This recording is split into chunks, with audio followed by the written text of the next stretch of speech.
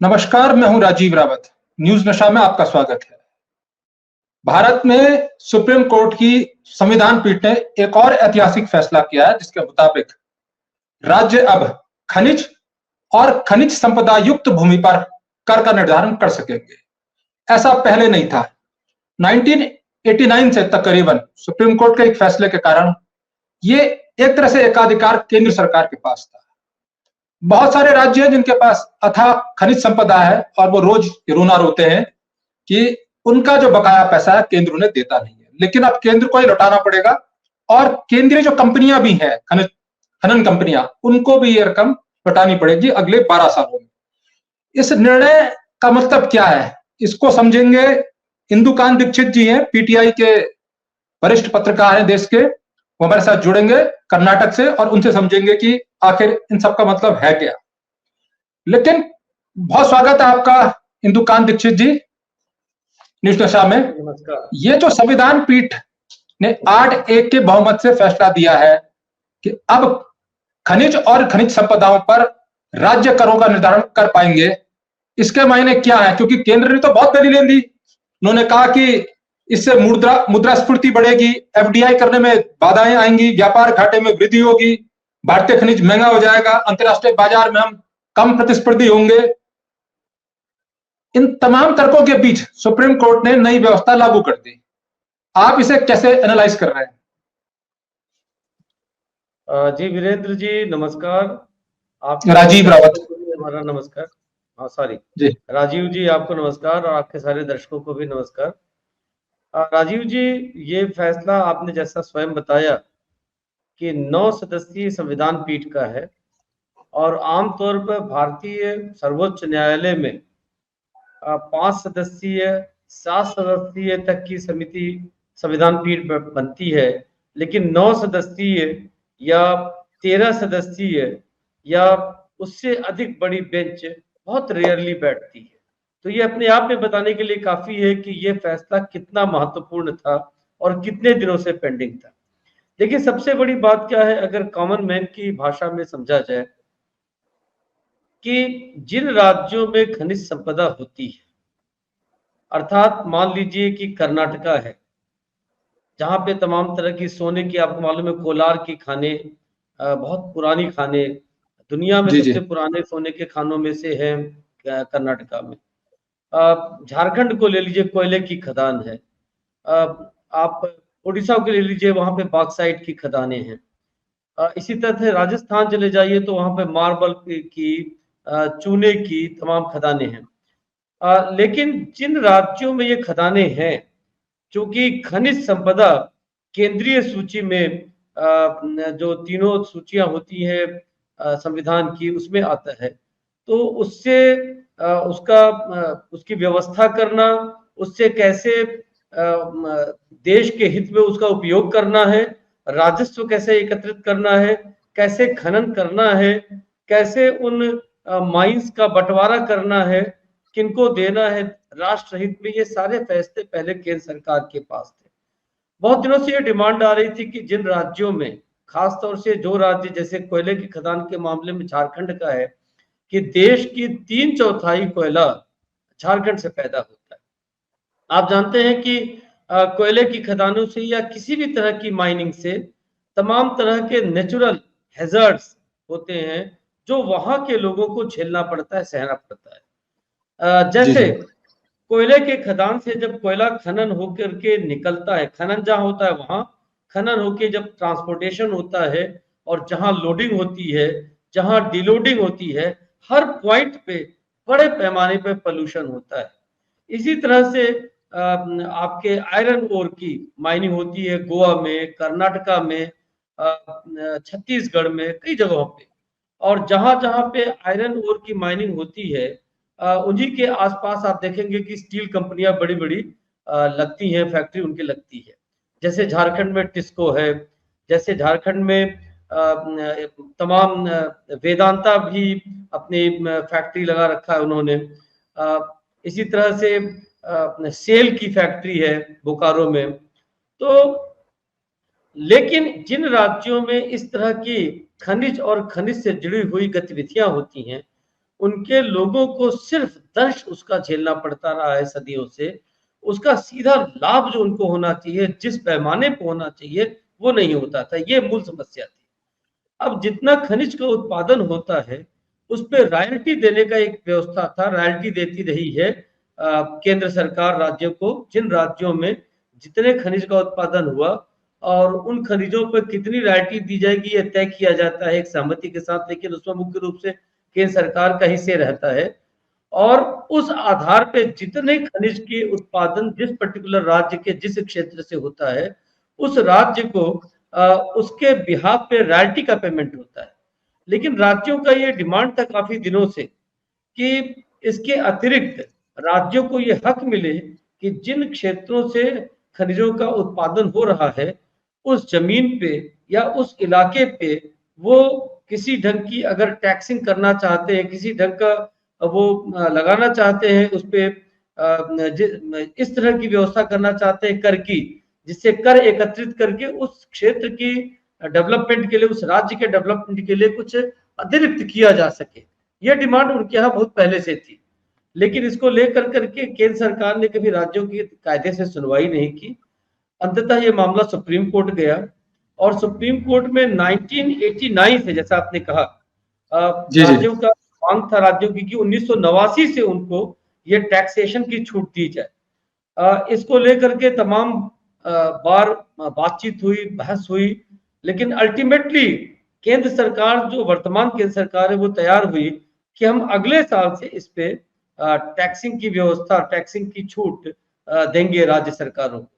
इसका विरोध किया राज्यों ने और अल्टीमेटली 25 जुलाई को राजीव जी, इन्होंने एक तरह से सुप्रीम कोर्ट ने ये तय कर दिया था 25 जुलाई को ही कि नहीं, इस पे केंद्र सरकार को देना पड़ेगा बैक डेट से, रेट्रोस्पेक्टिव इफेक्ट से। लेकिन कुछ क्लैरिफिकेशन के लिए वापस केंद्र सरकार ने एप्लीकेशन डाला था।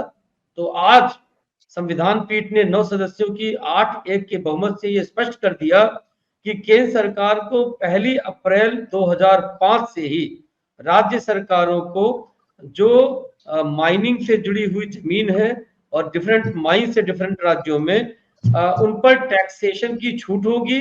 और जो टैक्स को तय किया था उन्होंने पहले, उस टैक्स पे जो भी चीजें फाइनल होती है राज्य और केंद्र सरकार के बीच में, उसके आधार पर 1 अप्रैल 2005 की डेट से, बैक डेट से, रेट्रोस्पेक्टिव इफेक्ट से राज्यों को केंद्र सरकार और केंद्र सरकार की कंपनियां, जैसे कोयला निकालने की कंपनी पूरे देश में है कोल इंडिया लिमिटेड, वो या इसी तरह से बाकी यूरेनियम को निकालने के लिए अलग व्यवस्था है, अलग कंपनी है। अब तो प्राइवेट प्लेयर्स भी आ गए। हाँ, बहुत से प्राइवेट प्लेयर्स भी हैं। तो जहां जहां भी इस ढंग की टैक्सिंग का अरेंजमेंट राज्य सरकार करेंगी, उन टैक्सेस को उन्होंने 1 अप्रैल 2005 के इफेक्ट से देना पड़ेगा। और इसके बेनिफिशियरी जितने भी माइंस के और डिफरेंट तरह के मिनरल्स के उत्पादक राज्य हैं, उनको सीधे तौर पे होगा। जी राजीव जी, एक चीज और समझना चाहेंगे आपसे, ये तो हो गया। अब ये जो ब्लॉक्स होते हैं या खनन पट्टे जिन्हें हम कहें, कोल ब्लॉक्स कोयले के मामले में कहते हैं, इनको आवंटित करने का अधिकार किस पर रहेगा? ये दोनों मिक्स करके करेंगे या केंद्र ही करेगा पहले की तरह? क्योंकि अब एफडीआई भी बहुत मामलों में आ गया है। अभी कुछ समय पहले केंद्र ने कोल में खोल दिया एफडीआई। जी राजीव जी, देखिए, कोल के जितने भी कोल फील्ड से हैं, माइंस हैं, उनकी ऑक्शनिंग या उनके अधिकार को लेकर के कोई फैसला आज नहीं हुआ है। फैसले में से फैसले से हट के कह रहा हूं मैं, क्योंकि इसका प्रभाव पड़ेगा। बिल्कुल बिल्कुल, मैं ये कहना चाहता हूँ कि जी उसके ऑक्शनिंग का और उसका अधिकार केंद्र सरकार का ही यथावत है। लेकिन वो क्षेत्र जिन जिन राज्यों में पड़ते हैं, तो उन क्षेत्रों के ऊपर टैक्सिंग करने का जो आज परमिशन मिला है, अधिकार मिला है सुप्रीम कोर्ट के माध्यम से राज्यों को, सिर्फ उतने तक सीमित है। और उस टैक्सिंग का प्रभाव ऑक्शनिंग से डायरेक्ट कनेक्टेड नहीं है। अब ये इसका फर्क क्या पड़ेगा कि जब ऑक्शनिंग होने जाएगी तो जो कंपनियां ऑक्शन में पार्टिसिपेट करेंगी, तो वैल्यू जहां उनको मान लीजिए 100 रुपए लगाना था किसी माइंस का, अब वो ये भी कैलकुलेट करेंगे कि इन माइंस को अगर हम ऑक्शन में खरीदते हैं तो हमें राज्य सरकार को किस रेट से टैक्स भरना है। तो उसके आधार पे जो जिन माइंस की ऑक्शनिंग 100 रुपए में होती थी, हो सकता है वो 90 रुपए में, 95 रुपए में ऑक्शनिंग हो। इसका फर्क उसके वैल्यूएशन पे पड़ेगा। जी, बोली पे। अच्छा, आपने तो झारखंड का जिक्र भी किया कि वहां सबसे अधिक कोयला होता है और आपने शायद वहां काम भी किया है, जो मेरी जानकारी है। झारखंड में कोयले का जो लीगल उत्पादन होता है तकरीबन उसके बराबर ही अवैध कोयले का उत्पादन होता है। और आप जानते हैं कि वहां एक मजदूर को 100, 150, मैक्सिमम 200 अलग अलग स्थानों पर उन खतरनाक कोल ब्लॉक्स में वहां घुसकर एक कट्टा निकालने के इतना ही दाम मिलता है। और इसके अलावा ये वो जगह है जहां बाकायदा जो निदेशालय है इनका, कोल इंडिया का, और इनके तमाम जो अधिकारी हैं, उसे डेड क्षेत्र घोषित करके उनके मुहानों को खुला छोड़ दिया है। और उसके मार्फत बड़े पैमाने पर माफियागिरी चल रही है। और ये एक बोरी 2 बोरी का नहीं है, तो हजारों लाखों टन का है। कई बार छापे मारे जाते हैं। और ये अपने आप में एक काला सोने का साम्राज्य स्थापित है भारत में, जिसमें बहुत बड़े पैमाने पर करोड़ों अरबों की कमाई वाले न्यारे होते हैं, जिसमें सत्ता भी शामिल है और अधिकारी भी शामिल है। अब इसके सारे दुष्प्रभाव, सारी बदनामी राज्य को झेलनी पड़ती है, सारे आंदोलन राज्य को झेलने पड़ते हैं, सारी पुलिसिंग इनके पीछे राज्य की लगती है। अब जो अगर राज्य के पास आवंटन का अधिकार नहीं होगा, निरस्तीकरण का अधिकार नहीं होगा, आप डेड गोल्ड ब्लॉक्स डिक्लेयर करके उनके मुहानों को खुला छोड़ देंगे तो चोरी तो होगी। चोरी के लिए छोड़े जाते हैं। तो पॉलिसी मेकिंग में राज्य का कोई रोल होना चाहिए, क्योंकि जब अधिकार मिला है टैक्स लगाने का, तो नीति में भी, क्योंकि नीति में अभी तो रोल है नहीं। नहीं राजीव जी, ये आप ठीक कह रहे हैं, ये बड़ी समस्या है। और खास तौर से झारखंड, छत्तीसगढ़ और उड़ीसा में ये समस्या बहुत विकराल रूप में है। और जिन कोल ब्लॉक्स को या जिन माइनिंग ब्लॉक्स को उपयोग करके खनन कर करके खुला छोड़ दिया जाता है, उनका दुरुपयोग या वहां दुर्घटनाओं की आशंका लगातार बनी रहती है। लेकिन इसको लेकर के केंद्र सरकार और राज्य सरकार में कोऑर्डिनेशन की मीटिंग्स पहले भी होती रही है और उसके रूल्स हैं, जिसके तहत मैं आपको बताऊं कि जो डिफरेंट स्टेट्स के पोल्यूशन कंट्रोल बोर्ड होते हैं राजीव जी, पोल्यूशन कंट्रोल बोर्ड वो राज्य सरकारों के मातहत होते हैं। तो pollution control board final permission देता है कहीं से माइनिंग का, माइनिंग पे रोक लगाने की, माइनिंग हैजार्डस ढंग से की जा रही है इसको लेकर के नोटिस जारी करने की और पेनल्टी लगाने तक की भी छूट सारे पोल्यूशन कंट्रोल बोर्ड्स पे होते हैं।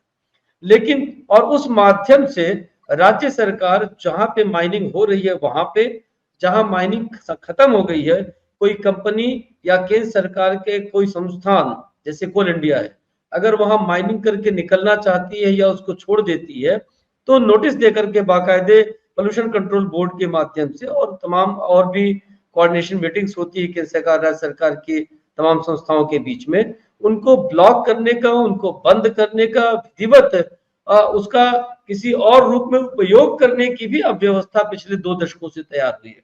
जैसे जो हजारीबाग के आसपास कोल ब्लॉक है, रामगढ़ हजारीबाग के आसपास कोल इंडिया का, मैंने उस इलाके को देखा है।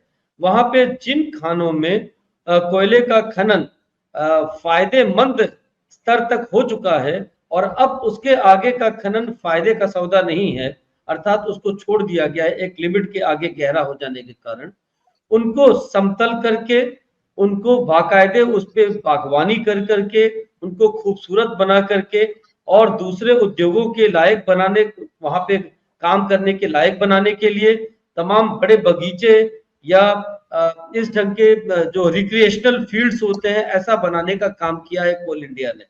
ये व्यवस्था हर माइनिंग कंपनी को उस पर्टिकुलर इलाके में करनी होती है, लेकिन चूंकि आपको मैं बताऊं राज्य सरकार के ही अधिकारी जो राज्य स्तर पर इन चीजों की देखभाल करने के लिए नियुक्त होते हैं, इसकी मॉनिटरिंग करने के लिए होते हैं पोल्यूशन कंट्रोल बोर्ड के अधिकारी, उनका कितने क्षेत्र में माइनिंग हो रहा है उसके वर्ग किलोमीटर अर्थात क्षेत्रफल के आधार पे उनका कमीशन तय होता है राजीव जी। और वो कमीशन उनको टाइम टू टाइम तमाम जो कंपनियां होती है, चाहे प्राइवेट सेक्टर की, कमीशन कौन सा वाला कह रहे हैं आप? कमीशन अबव द टेबल और below the table pollution control board का तो कई तरह के कमीशन होते हैं। ये सारे commission below the table, under the table की बात कर रहा हूं मैं। जी जी जी। क्योंकि एबव द टेबल तो ब्लैक एंड व्हाइट में होता है, और वो जी जी। सेंट्रल गवर्नमेंट के अगर हम उदाहरण लें तो सेंट्रल गवर्नमेंट की जो कंपनियां हैं वो आप मालूम है आपको अंडर टेबल कुछ नहीं दे सकती हैं लीगली, और उनके पास ऐसा फंड भी नहीं होता है, तो वो सारी चीजें एबव द टेबल होती हैं। लेकिन जब कोयले का खनन किया जाता है तो जो तय सीमा है, जैसे मान लीजिए 1 मिलियन टन कहीं से निकालना है, वहां से 1.5 मिलियन टन निकाल लिया गया मिलजुल करके, और कागज पर 1 मिलियन टन हुआ, तो जो वो 0.5 मिलियन टन वहां से गायब हुआ कोयला, वो किस तरह से गायब होगा, उसमें सारे एक्टर्स शामिल होते हैं। अच्छा, कोई ऐसी पुख्ता व्यवस्था नहीं है गवर्नमेंट के पास कि अगर ये अमानत में खयानत की व्यवस्था कर ले कंपनी के अधिकारी और खरीदार मिल करके, तो वो ये पता कर पाए कि यहां से 1 मिलियन के बजाय 1.5 मिलियन टन कोयला निकाल लिया गया। तो इसका फायदा उठा करके स्थानीय अधिकारी और स्थानीय जितने भी पोल्यूशन कंट्रोल बोर्ड के अधिकारी हैं, और हालत ये है, आपको बता दूं कि राजीव जी, झारखंड में तो यही मामला कोर्ट में गया है वहां के मुख्यमंत्री हेमंत सोरेन जी के खिलाफ, क्योंकि उनके ही प्रतिनिधि, विधायक प्रतिनिधि पे आरोप लगा, जो ईडी की गिरफ्त में जेल में अभी हैं, कि जी जी। उन्होंने साहिबगंज में कोयले का इलीगल माइनिंग करवा करके उसे देश के बाहर बांग्लादेश और कई जगह ट्रांसपोर्टेशन करवा दिया। तो सैया भय कुतवाल तो अब डर काहे का।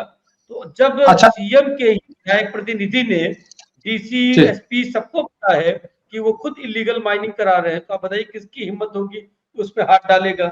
और इस तरह से बड़े पैमाने पर जो पॉलिटिकल क्लास के लोग, एडमिनिस्ट्रेटिव क्लास के लोग हैं, उनकी मिली भगत से, और राज्य के खास तौर से अधिकारियों की मिली भगत से, और अगर माइनिंग में प्राइवेट कंपनियां हैं तब तो क्या कहना है, माशाअल्लाह, सब मिलकर करके देश के इस संसाधनों को लूटते हैं। जी। अच्छा, एक शंका और जरा दूर कीजिएगा। जैसे कि केंद्र ने एक भय दिखाया है कि इससे दाम बढ़ जाएंगे, लागत बढ़ जाएगी और अनस्टेबिलिटी आएगी, एक राज्य में दाम कुछ और होगा, दूसरे राज्य में कुछ और होगा। आप लोहे का, लोहे से उत्पादित होने वाली चीजों का जिक्र कर रहे थे, तो कहां लोहे का लॉ एसेट मिलता है, और कहां उत्तराखंड में जहां के योगी आदित्यनाथ जी हैं, कोटद्वार विधानसभा, वहां सरिये की फैक्ट्रियां हैं, पंजाब में सरिये की फैक्ट्रियां हैं, तो जहां रॉ मटेरियल नहीं है, जो डर केंद्र का है, क्या इससे अनस्टेबल हो जाएंगी प्रोडक्शन कॉस्ट? क्योंकि वो राज्य कितना टैक्स लगाता है उसके आधार पर दूसरे राज्यों में जो फैक्ट्रियां है वहां तक पहुंचने में, और जो कोयला ही है उससे अधिकांश 60% से ऊपर जो हमारी व्यावसायिक ऊर्जा है उसमें उपयोग होता है। अधिकांश फैक्ट्रियों में, अधिकांश उत्पादन इकाइयों में कोयले से बनने वाली बिजली का उपयोग होता है। अब कोयले के दाम अगर अनस्टेबल होंगे तो क्या प्रोडक्शन पर वास्तव में असर पड़ेगा, जिसे केंद्र सरकार चिंता जता रही है, या जैसे वो बिजली के मामले में कर देती है सेंट्रल पूल के जरिए, ऐसे दाम स्टेबल रहेंगे हर राज्य में प्रोडक्शन के? राजीव जी, देखिए, ये व्यवस्था धीरे धीरे बनेगी। इस फैसले के बाद सारे जो इसके एक्टर्स हैं वो मिल कर करके आपस में बात करेंगे, और उसका नोडल एजेंसी बन सकता है केंद्र सरकार डिफरेंट मिनरल्स के लिए, क्योंकि उन्हीं के पास पूरा अधिकार है इसके एलोकेशंस का और बाकी चीजों का। और ये एक व्यवस्था बन जाएगी जिससे कोई मनमाना टैक्स न लगाए, कोई 20% लगा दे, कोई 5% लगाए, कोई 2% लगाए, कोई 1% लगाए, ऐसा नहीं होने पाएगा। एक दूसरा, मार्केट फोर्सेस इसकी व्यवस्था खुद भी बनवा देती है राजीव जी। वो कैसे? देखिए, मान लीजिए मिसाल के तौर पे छत्तीसगढ़ ने आयरन ओर्स पे या उसके फीड पे टैक्स लगा दिया 2%, और उसके बदले कर्नाटक ने लगाया 0.5%। अब कर्नाटक से किसी को इंपोर्ट कर करके ले जाना है, खरीद करके ले जाना है पंजाब, जैसा आपने कहा, किसी को छत्तीसगढ़ से खरीद कर ले जाना है, किसी को झारखंड से खरीद कर ले जाना है, ट्रांसपोर्टेशन वैल्यू जोड़ लिया जाएगा। अब जो राज्य जिस इंडस्ट्री के नजदीक है, जहां पे इंडस्ट्री, बड़े बड़े कारखाने हैं, वो नेचुरली ज्यादा टैक्स लगा सकता है, लेकिन जो दूर है, जहां ट्रांसपोर्टेशन कास्ट ऐड होता है ज्यादा, वो कम लगा सकते हैं। जब तक ये व्यवस्था टैक्सेशन की ओपन होगी कि कौन से राज्य कितना लगाना चाहते हैं। लेकिन अगर किसी ने एक सिस्टम से आगे जाके किया तो उसके दो नुकसान या फायदे हो सकते हैं। अगर मान लीजिए कि इंटरनेशनल मार्केट में ये टैक्स लगाने के बाद कोयला, आज भी आपको बताऊं कि कोयला हमारे देश में जितना उत्पादित होता है उससे लगभग उसका 1/4 बाहर विदेश से इंपोर्ट होता है, जबकि हमारे पास कोयले के संसाधन है। क्योंकि बाहर से ऑस्ट्रेलिया से और कई अन्य देशों से कोयला मंगाना रूस से भी सस्ता पड़ता है, बजाय इसके कि भारत में उसका उत्पादन करके ये पावर के सेक्टर की कंपनियां उसको खरीदें। तो अगर ऐसे टैक्सेशन के कारण जो केंद्र सरकार ने कहा है सुप्रीम कोर्ट में, अगर कोयले के दाम पे और असर पड़ता है, ये ज्यादा अधिक पड़ता है, तो हो सकता है कि जो राज्य कहते हैं ना कि सोना के अंडा देने वाली मुर्गी को आपने मुर्गी को ही मारने की कोशिश की तो सब खेल खत्म। तो अगर आपने जरूरत से ज्यादा टैक्स लगाने की बात की और आप यहाँ से उत्पादित होने वाला कोयला या कोई भी मिनरल या लौह अयस्क या बॉक्साइट अगर इंटरनेशनल मार्केट से अधिक स्तर पे पहुंच जाता है, तो लोग आपके यहाँ से माइनिंग करने नहीं आएंगे, आपसे खरीदेंगे नहीं, आपको रॉयल्टी भी बंद हो जाएगी। टैक्स तो छोड़ दीजिए, अगर वहां से उत्पादन बंद होगा तो आपको टैक्स भी नहीं मिलेगा जो आपने लगाया, साथ में जो आपको रॉयल्टी मिलती है अभी उत्पादन पे वो भी खत्म, उत्पादन बंद हो गया। तो ये मार्केट फोर्सेस आपको खुद मजबूर कर देंगी चीजों को दुरुस्त करने के लिए। हाँ, इसकी आड़ में राज्यों का जो ये हक होता है वो मारा नहीं जाना चाहिए। कैसे?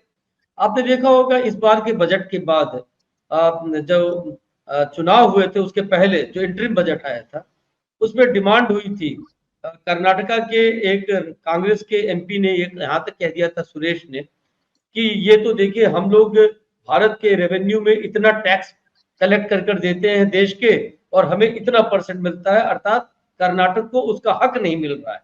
और उन्होंने इंडिकेट किया था कि दक्षिण के राज्य टैक्स कलेक्ट करके ज्यादा देते हैं देश को, केंद्र सरकार को, और उत्तर के जिसको वो काउ बेल्ट कहते हैं, नॉर्थ इंडिया के स्टेट्स बहुत कम देते हैं टैक्स। और जब रेवेन्यू डिस्ट्रीब्यूशन करता है केंद्र सरकार तो उसमें ज्यादा हक मिलता है जनसंख्या के आधार पर उत्तर के राज्यों को, दक्षिण के राज्यों को कम मिलता है। अब आप ये देखें कि इन्हीं मिनरल्स का फायदा उठाकर पूरे देश का डेवलपमेंट होता है। दक्षिण को और उत्तर को दोनों को सस्ते में कोयला मिलता है, दोनों को सस्ते में लौह अयस्क मिलता है, दोनों को सस्ते में यूरेनियम मिलता है, दोनों को सस्ते में चूना मिलता है। तो अब जो राज्य इसको पैदा कर रहे हैं वो ज्यादातर नॉर्थ के और ईस्ट के राज्य हैं। कुछ सिलेक्टेड राज्यों को छोड़ दे, जैसे कर्नाटक को छोड़ दे साउथ में, कुछ हिस्सा तमिलनाडु का छोड़ दें, अब उनके मिनरल्स पे उनको लेवी मिलेगी या उनको स्पेशल टैक्सेस मिलेंगे तो उनको रेवेन्यू मिलना शुरू होगा अधिक दक्षिण के राज्यों के मुकाबले, क्योंकि ये मिनरल्स वहां पैदा हो रहे हैं। तो जब उनके रेवेन्यू बढ़ेंगे तो ये जो रेवेन्यू के डिस्ट्रीब्यूशन को लेकर सवाल उठते हैं उसमें भी कहीं ना कहीं इक्विटेबल डिस्ट्रीब्यूशन की बात आएगी, तो ऐसे सवाल भविष्य में कम उठेंगे। जी राजीव, बहुत बहुत शुक्रिया, आपने कीमती समय दिया और हम सबको समझाने की कोशिश की कि इसके क्या इम्पैक्ट सब होने वाले हैं इस फैसले के। और जो महत्वपूर्ण बात आपने कही वो ये है कि नोडल एजेंसी बनानी होगी, केंद्र और राज्यों को समन्वय करना पड़ेगा किसी भी कर के निर्धारण के से पूर्व, क्योंकि उसके इम्पैक्ट दूसरे राज्यों पर भी पड़ेंगे और कोई ना कोई माल हर राज्य किसी अन्य राज्य से जरूर लेता है। इसलिए इस पर अभी और भी आपसे मंथन करेंगे। फिलहाल आज के लिए शुक्रिया, नमस्कार। और आप हमसे जुड़े रहने के लिए सब्सक्राइब करें YouTube पर, फॉलो करें Twitter पर और लाइक करें Facebook पर। और ज्यादा जानकारी के लिए आपको टाइप करना होगा सिर्फ न्यूज़ नशा।